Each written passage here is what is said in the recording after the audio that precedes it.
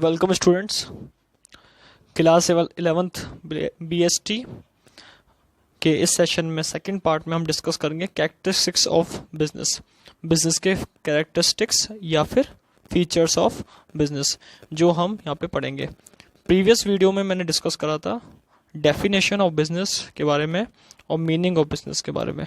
इस वीडियो में मैं डिस्कस करूँगा आपसे कैरेक्टरिस्टिक्स ऑफ बिजनेस, यानी कि बिजनेस के क्या क्या फीचर्स है, क्या क्या कैरेक्टरिस्टिक्स है, जिसमें से हम 5 पॉइंट पे डिस्कस करेंगे। 5 पॉइंट के बेसिस को लेकर मैं यहाँ पे डिस्कस करूँगा।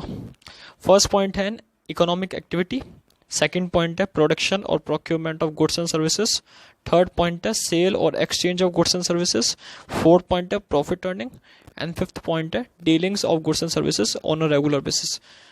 यानी कि इन मेन 5 पॉइंट्स के ऊपर मैं डिस्कस करूंगा जो बिजनेस के फीचर्स को बताते हैं और बिजनेस के फीचर्स को बताकर इनके बिजनेस की जो डेफिनेशन है उसको समझाते हैं। क्योंकि हमने जो प्रीवियस डेफिनेशन जो पढ़ा, प्रीवियस वीडियो में डेफिनेशन जो हमने पढ़ाया, उस डेफिनेशन को हमने मीनिंग तक ही समझा, लेकिन उस डेफिनेशन को अगर डिटेल में समझना है तो बिजनेस के फीचर्स को भी देखने की यहाँ पे ज़रूरत है। तो सबसे पहले इसमें बिजनेस के फीचर्स की या फिर बिजनेस के कैरेक्टरिस्टिक्स की बात करते हैं। तो यहाँ पे फर्स्ट पॉइंट जो हमारा होगा, इसके अंदर बता रखा है N economic activity. What do you mean by economic activity, what does it mean. Economic activity का सबसे पहले मतलब क्या होता है, फिर इसकी डेफिनेशन पे आएंगे कि इकोनॉमिक एक्टिविटी बिजनेस क्यों कहलाता है। पहली बात है इकोनॉमिक एक्टिविटी। इकोनॉमिक एक्टिविटी क्यों कहा जाता है बिजनेस को?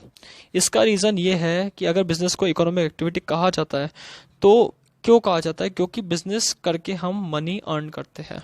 किसी भी बिजनेस को करते हैं तो मेन ऑब्जेक्टिव क्या है इसका, अर्निंग मनी। तो बेसिस क्या है यहाँ पे कि मनी को अर्न करने के लिए जो एक्टिविटी करी जाती है उसे हम क्या कहते हैं, बिजनेस कहते हैं। सो business is an economic activity, क्योंकि इसका मेन ऑब्जेक्टिव, मेन पर्पस क्या होता है, मनी क्रिएट करना और कैपिटल फॉर्मेशन करना। So it is an economic activity. अब इसकी डेफिनेशन में आता है, business is considered to be an economic activity because it is undertaken with the objective of earning money. सबसे बड़ी बात बता रखी है कि बिजनेस को कंसिडर करा गया है इकोनॉमिक एक्टिविटी। क्यों?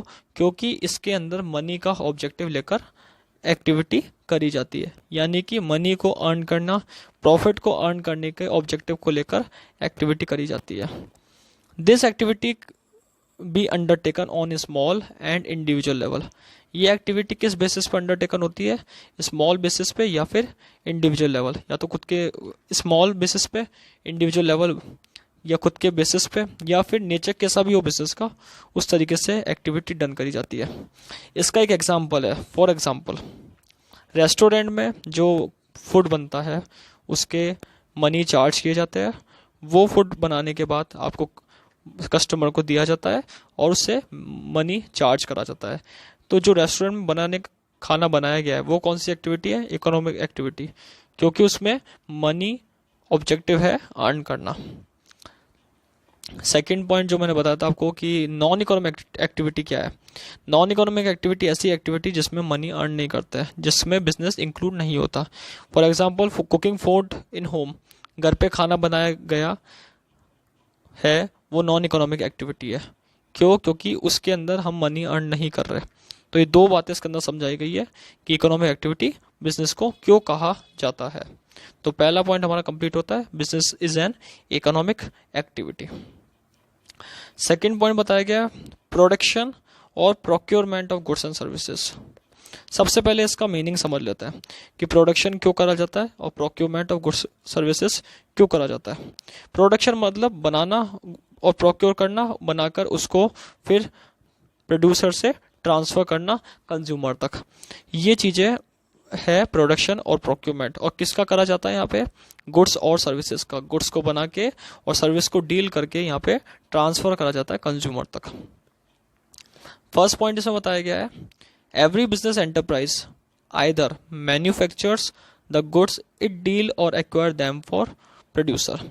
कोई भी बिजनेस एंटरप्राइज होती है, चाहे वो गुड्स को बनाए या उस गुड्स को बनाकर एक्वायर करे, ट्रांसफ़र करे तो उसको क्या कहा जाएगा, प्रोड्यूसर कहा जाएगा। यानी कि किसी भी बिजनेस एंटरप्राइज में कोई सा भी गुड्स बन के तैयार होकर आता है तो वो मैन्युफैक्चरर या फिर प्रोड्यूसर से प्रोड्यूस होकर आता है, इसको हम प्रोडक्शन कहते हैं।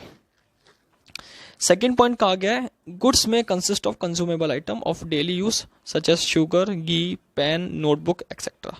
गुड्स में कौन कौन सा आइटम आते हैं, जो कंज्यूमेबल आइटम होते हैं। कंज्यूमेबल सारे आइटम होते हैं, यानी कि कंज्यूम करने वाले आइटम जिसमें कस्टमर कंजम्पशन के बेसिस पे प्रोडक्ट को खरीदता है, अपनी नीड एंड अपनी वांट को पूरी करने के लिए प्रोडक्ट को परचेस करता है। दूसरी बात बता रखी है कि गुड्स के अंदर सारे वो भी चीज़ें आ जाएगी जो कैपिटल गुड्स है, like machinery, furniture, fan etcetera. Services includes facility offer to consumer. Services का मतलब ऐसी फैसिलिटी जो कंज्यूमर को ऑफर करी गई है, यानी कि सर्विस सेक्टर से सर्विस प्रोवाइड करी गया है। For example business firm and organisation in the form of transportation, banking, electricity etcetera. Electricity की सर्विस दे रहे हैं इलेक्ट्रिसिटी डिपार्टमेंट, तो वो सर्विस सेक्टर हो गया। बैंकिंग डिपार्टमेंट बैंक की फैसिलिटी दे रहा है। ट्रांसपोर्ट डिपार्टमेंट माइग्रेशन करने की, ट्रांसपोर्ट करने की फैसिलिटी दे रहा है। तो यहाँ पे किसी भी चीज़ का जो सर्विस से रिलेटेड है उनको सर्विस सेक्टर कहा जाता है, और बिजनेस इसको इंक्लूड करता है। तो बिजनेस में दोनों बातें आ जाएगी, पहली गुड्स की बातें और दूसरी सर्विसेज की बातें यहाँ पे आ जाएगी। इसके बाद बताया गया थर्ड पॉइंट सेल और exchange of goods and services. Sale करना मतलब बेचना, एक्सचेंज मतलब ट्रांसफर करना किसी चीज के बदले गुड्स एंड सर्विसेज का। एक्सचेंज करना मतलब मनी के बदले ही गुड्स एंड सर्विसेज का ट्रांसफर करा जाता है। पहला पॉइंट आ जाएगा इसमें डायरेक्टली और indirectly business involve transfer exchange of goods and services at value. किसी एक वैल्यू पे गुड्स एंड सर्विसेज को ट्रांसफर करा जाता है डायरेक्टली और इनडायरेक्टली बिजनेस के थ्रू।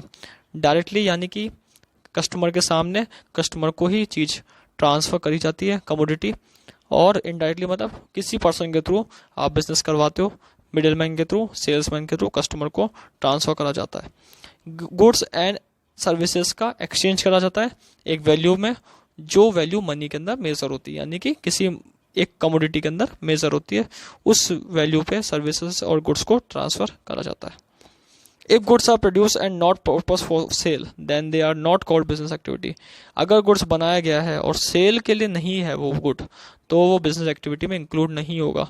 फॉर एग्जाम्पल मैंने कोई ऐसी चीज़ बनाई जिस चीज़ को बनाने के बाद उस चीज़ को बेच नहीं रहा हूँ, मैं खुद के कंजम्पशन के में ही काम में ले रहा हूँ या फिर खुद की बिजनेस पर्पस के लिए काम में ले रहा हूँ, तो वो बिजनेस एक्टिविटी में नहीं आएगी। क्योंकि बिजनेस एक्टिविटी में वही चीज़ आती है जो जिस चीज़ का हम सेल करते हैं, जिस चीज़ का हम एक्सचेंज करते हैं, वही goods and services business activity में इंक्लूडेड हो जाती है।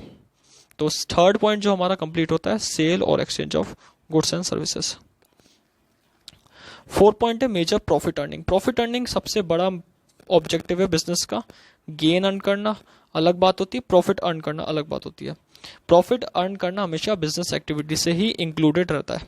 प्रॉफिट अर्न करना, प्रॉफिट मेजर है, मनी के फॉर्म में प्रॉफिट अर्न करा जाता है, और ये सबसे बड़ा पर्पस कहलाता है बिजनेस का। One of the major purpose of business is to earning by way of profit is profit earning. That is why businessman makes all possible effort to maximize profit. इसी कारण बिजनेसमैन ज़्यादा से ज़्यादा possibility क्या करता है, profit को increase करने की। तो फोर्थ पॉइंट हमारा है प्रॉफिट अर्न करना, बिजनेस का मेजर एक्टिविटी बिजनेस की बताई गई है। फिफ्थ पॉइंट में बताया गया है यहाँ पे dealings of goods and services on a regular basis. सबसे बड़ी बात है बिजनेस अगर है तो कंटिन्यूटी में रहना चाहिए, यानी कि जो गुड्स एंड सर्विसेज का डीलिंग कर रहे हो वो रेगुलर बेसिस पे होनी चाहिए। रेगुलर बेसिस पे बिजनेस कंप्लीटेड होना चाहिए।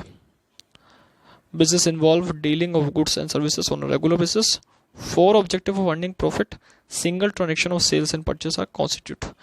बिजनेस इन्वॉल्व क्या करता है, गुड्स की डीलिंग करना और सर्विसेज की डीलिंग करना रेगुलर बेसिस पे, जिसमें गुड्स एंड सर्विसेज को ट्रांसफर करा जाता है।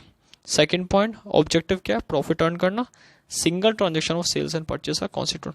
इसमें सेल्स और परचेस के चीज़ों को इंक्लूड करा गया है। तो ये 5 बातें हैं जो बिजनेस के मेन कैरेक्टरिस्टिक्स या फिर फीचर्स कहलाते हैं, जो हमने यहाँ पे पढ़ा है। और इन 5 पॉइंटों में यही बताया गया है कि कैसे इकोनॉमिक एक्टिविटी कहलाई जाती है, कैसे प्रोडक्शन और प्रोक्यूरमेंट होता है गुड्स एंड सर्विसेज का, सेल और एक्सचेंज कैसे होता है गुड्स एंड सर्विसेज का, मेन बेसिस क्या है, profit earning, and next point is dealing of goods and services on a regular basis. So there is a 5 point which explain the characteristics or main features of a business activity.